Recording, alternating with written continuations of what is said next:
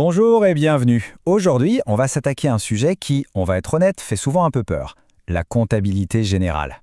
Mais oublions tout de suite les clichés, les montagnes de chiffres et de paperasse. On va plutôt voir ensemble ce que c'est vraiment, le véritable langage de l'entreprise. Et ça nous amène tout de suite à une question essentielle en fait. Est-ce qu'une entreprise peut sérieusement espérer survivre ou même juste fonctionner sans un système comptable? C'est tout l'enjeu qu'on va explorer parce que la réponse, elle nous montre à quel point ce domaine est absolument crucial. Alors, par où on commence? Tout part d'un besoin de base, un besoin fondamental pour n'importe quelle organisation, le besoin d'ordre. La comptabilité générale, au fond, c'est avant tout un système. Son but, c'est d'enregistrer les faits. Et ce qui est vraiment intéressant, c'est son côté historique. La compta, elle n'anticipe rien, elle constate. Elle note les effets des opérations une fois, et seulement une fois qu'elles ont eu lieu. Elle crée comme ça une mémoire fiable et factuelle de tout ce que fait l'entreprise.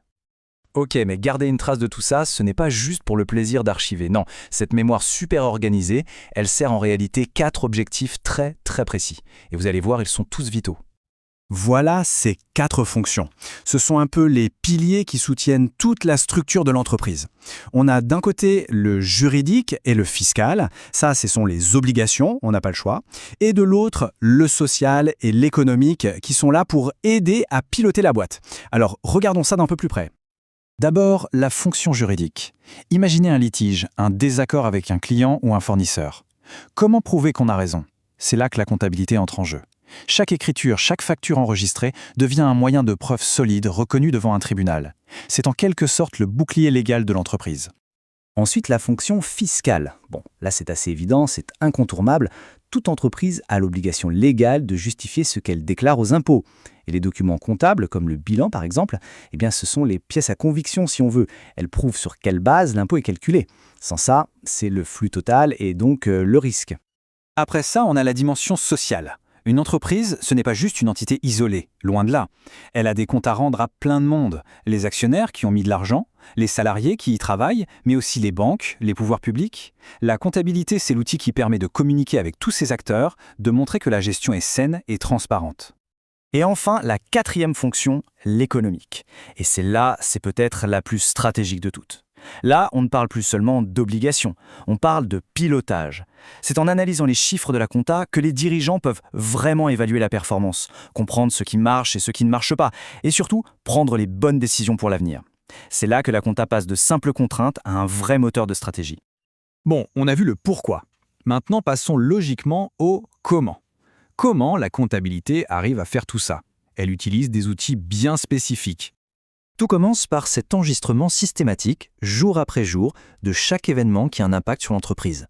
Et ce travail de fourmi, il aboutit à la création de 2 documents de synthèse essentiels. Chacun raconte une partie différente de l'histoire financière de l'entreprise.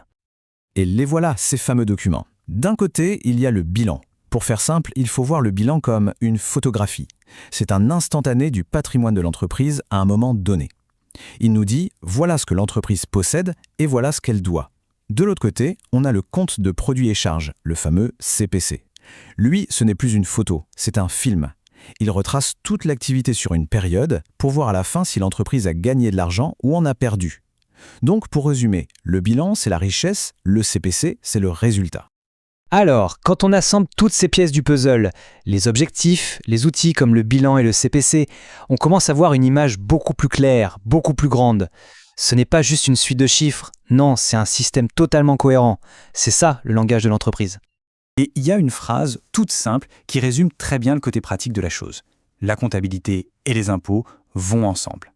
Ça montre bien que ce n'est pas une théorie abstraite, c'est un système avec des conséquences très directes, très concrètes. La fiscalité, par exemple, dépend à 100% de la comptabilité. L'un ne va pas sans l'autre, c'est aussi simple que ça. Donc pour conclure, il faut vraiment arrêter de voir la comptabilité comme une corvée. C'est bien plus que ça. C'est une forme de communication vitale, c'est un récit, une histoire structurée.